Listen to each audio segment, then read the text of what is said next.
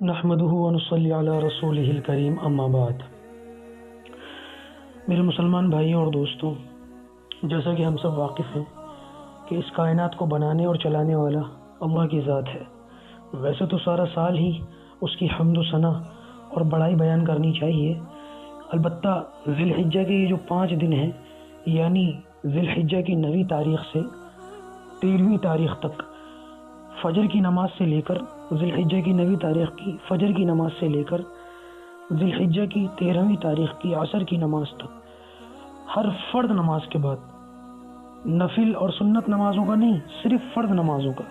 ہر فرض نماز کے بعد ایک مرتبہ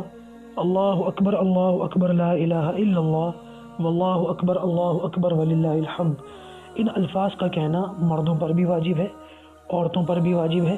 مسافر پر بھی، مقیم پر بھی، امام پر بھی، مقتدی پر بھی، اور جو شخص اکیلا نماز پڑھ رہا ہو اس پر بھی واجب ہے۔ بہرحال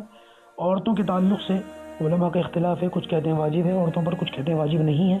لیکن افضل اور بہتر یہ ہے کہ عورتیں بھی ان کلمات کو کہہ لیں۔ ہر فرض نماز کے بعد کم سے کم ایک مرتبہ مرد بلند آواز سے کہیں اور خواتین آہستہ آواز سے کہیں۔ خواتین آہستہ آواز سے اس لیے کہیں گی کیونکہ عورتوں کی آواز بھی پردہ ہے، عورتوں کی آواز کا بھی پردہ ہوتا ہے، عورت کی آواز بھی عورت ہے،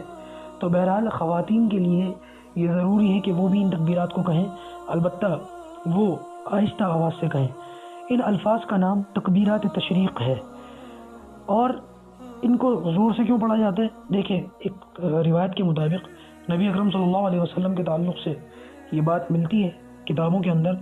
کہ صحابہ کرام آپ صلی اللہ علیہ وسلم کے ساتھ ایک سفر میں تھے، اور اس سفر کے اندر صحابہ کرام جو ہے بلند آواز سے زور سے چلا کر کے دعا مانگنے لگے اللہ تعالیٰ سے، تو نبی اکرم صلی اللہ علیہ وسلم کو منع فرمایا اس بات سے کہ آہستہ آواز سے دعا مانگو، اس لیے کہ تم جس کو پکار رہے ہو وہ کوئی بہرا نہیں ہے، وہ ذات ایسی نہیں ہے جس کو سنائی نہ دیتا ہو، یعنی کہ اللہ پاک سن سکتا ہے، اور نہ اتنا دور ہے کہ ہماری آواز اس تک نہ جائے، ہماری شارک سے بھی زیادہ قریب ہے۔ اور اسی طریقے کے الفاظ قرآن مجید کی آیت میں ملتے ہیں، ادعوا ربکم تضرعا وخفیہ۔ تو علماء کا اس بات پر اجماع ہے، اتفاق ہے کہ دعا جو ہے وہ آہستہ آواز سے مانگی جائے گی، ذکر جو ہے وہ آہستہ آواز سے کیا جائے گا، درود، ذکر، دعا، ان سب کو اللہ تعالیٰ سے آہستہ آواز سے مانگا اور کہا جائے گا۔ تو پھر یہاں پر بلند آواز سے کیوں کہلوایا جا رہا ہے؟ وجہ اس کی یہ ہے کہ بندوں کو اس چیز کا پابند کیا جا رہا ہے کہ دراصل آہستہ پکارنے میں یا زور سے پکارنے میں کچھ نہیں رکھا، اصل تو اللہ تبارک و تعالیٰ کے حکم کی تعمیل ہے۔ اب یہاں پر ہم سے ضابطہ ٹوٹوا دیا گیا،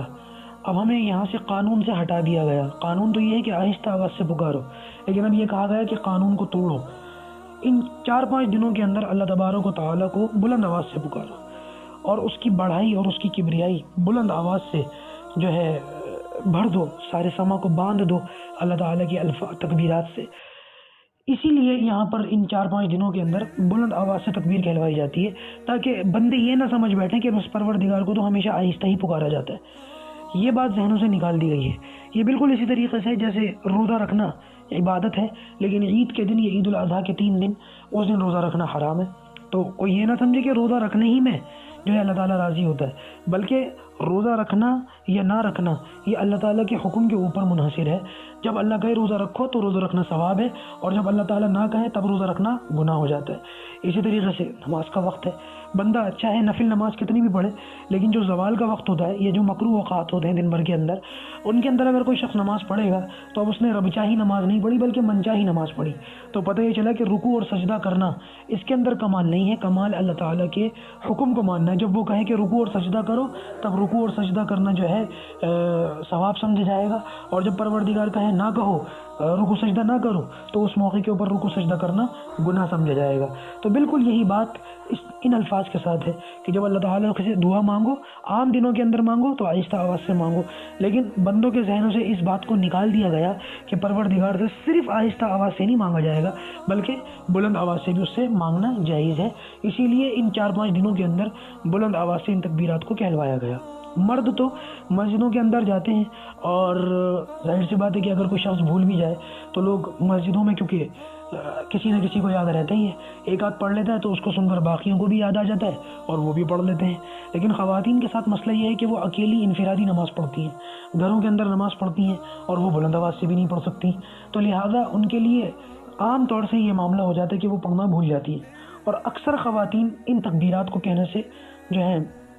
محروم رہ جاتی ہیں۔ لہذا خواتین کے لیے علماء نے یہ مسئلہ بیان کیا، مسئلہ کیا بلکہ ایک طریقے کا مشورہ ہی ہے، وہ یہ ہے کہ خواتین کو چاہیے کہ جہاں وہ نماز پڑھتی ہیں، گھر کے اندر جس جگہ کو نماز کا حصہ بنایا ہوا ہے، نماز پڑھنے کی جگہ بنایا ہوا ہے، اپنی اس جگہ پر سامنے کی دیوار پر ایک پرچی وغیرہ پر لکھ کر اس کو لٹکا دیں، یہ دیوار پر چپکا دیں، جیسے سلام پھیریں اور اس پر نظر پڑے تو نظر پڑتے ہی خواتین کو جائیں یاد آ جائے گا اور وہ بھی اس کو پڑھ لیا کریں گی، اور الفاظ جیسے کہ میں نے پہلے بتائے تھے، اللہ اکبر لا الہ الا اللہ واللہ اکبر وللہ الحمد۔ پروردگار ہم سب کو ان باتوں پر عمل کرنے کی توفیق عطا فرمائے، وآخر دعوانا الحمدللہ رب العالمین۔